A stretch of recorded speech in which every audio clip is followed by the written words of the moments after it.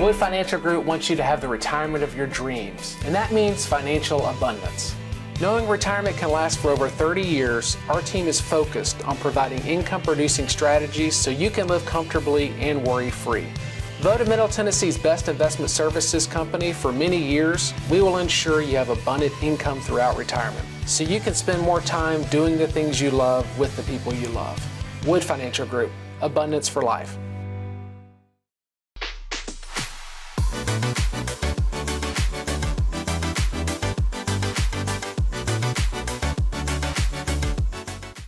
Welcome back. I'm Wes Wood, the Income Guy, and today we're digging into the murky soup of mutual funds and analyzing all the ingredients.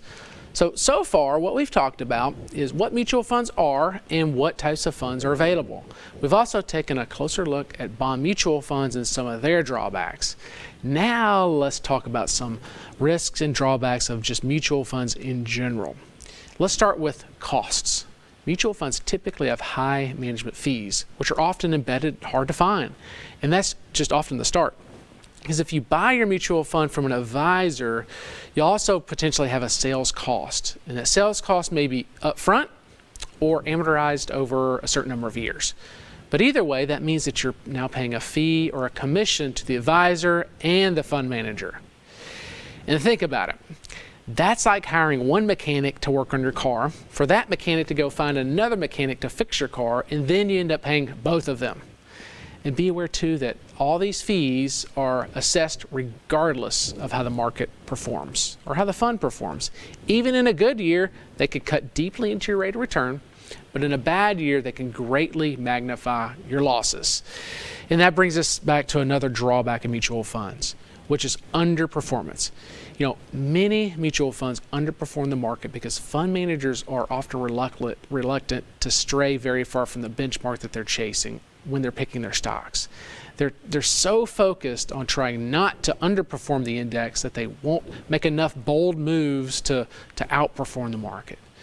Matter of fact, according to a research report by the S&P 500, or S&P, from the years 2002 to 2017, 92% of large cap mutual funds underperformed a simple S&P 500 index fund.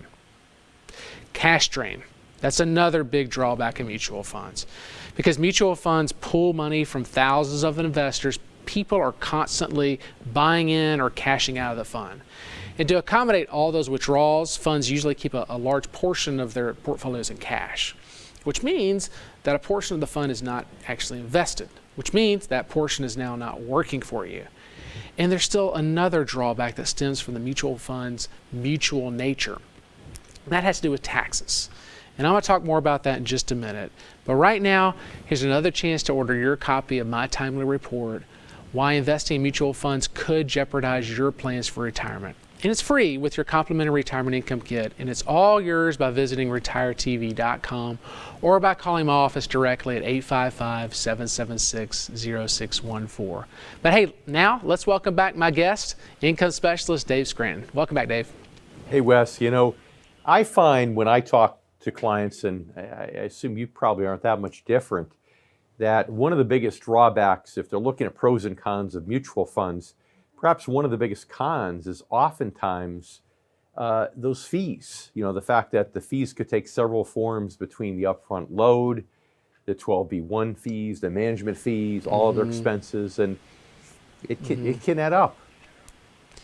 It can. Most perhaps advisors, but I was going to say clients, most investors don't realize that how much they're paying in those fees, and they're really hard to find in those prospectuses. I mean, you see those prospectuses that are sent, and they're this thick. Most people, unfortunately, aren't reading them. So to understand how much they're actually paying for that fund, most people don't realize how much it is. And again, those fees are assessed no matter what. In good years and bad years.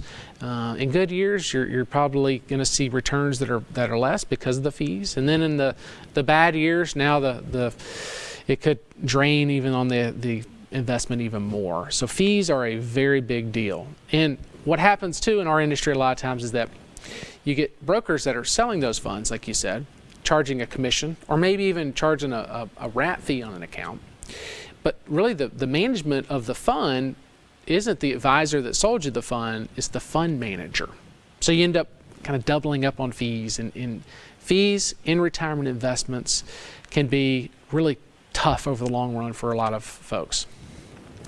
Yeah, I love your analogy about, hiring your neighbor to find you the right car mechanic who then you also have to pay just to get your car fixed.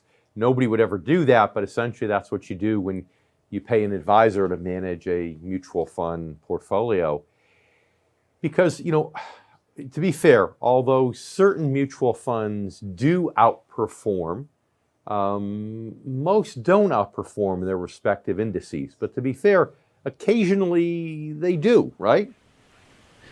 Yes, every once in a while they do, but like I mentioned in the segment, 92% of large cap funds underperform just a simple S&P 500 fund. But again, mutual funds aren't bad investments. They just aren't really equipped for everybody. If somebody's young, it isn't going to even be thinking about using their money for retirement for many, many years. They've got smaller funds. Maybe they've got less than $50,000 or $100,000. They need to get it diversified quickly. Well, a mutual fund is going to give you that. It's like an instant portfolio of a diversified mix of securities. In some funds, and it's really important to stay on top of them, track the funds that happen to be outperforming some of the indices that they're trying to keep up with.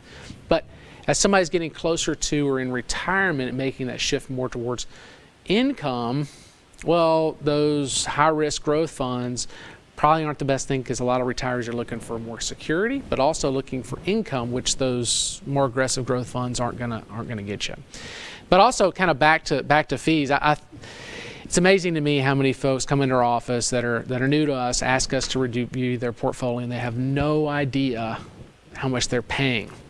It's almost like if you go to the store and you pick up an item and there's no price tag on the item. You take it up to the cashier, they scan it, they don't tell you how much it costs, they ask for your credit card, they scan your credit card, and you don't get a receipt. You have no idea what you paid for, and you walk out the door. Yeah. Nobody would ever do that, even with the smallest, simplest items. Yep. But when it comes to $1 million portfolios, people are doing it all the time. It amazes me, and you can go to Costco and buy things in bulk and get a discount. And so the other thing I would mention is that people think that's true with big mutual funds, that large mutual funds have an advantage, when the reality is they have a disadvantage, right? Because if they're buying shares, they just, in their attempt to buy, can drive up the price of those shares. So they have to buy them at higher and higher prices. And if they're selling, they can also drive down the price of the shares. So now they're forced to sell at a lower and lower price. So size is a disadvantage when it comes to mutual funds in many ways. Yeah, a lot of these funds that are still open to have more investors come in are gigantic, and they actually move the market, and so which can actually move the price of the fund. And if they're selling out or buying bad stuff, well, guess what? That's probably driving down the performance of the fund for that investor. But thanks again, Dave, and do stick around. But coming up, I'm going to talk a little bit more about why the murky soup of mutual funds is, in fact, so murky. I'm Wes Wood, the Income Guy, and you're watching the Retirement Income Show.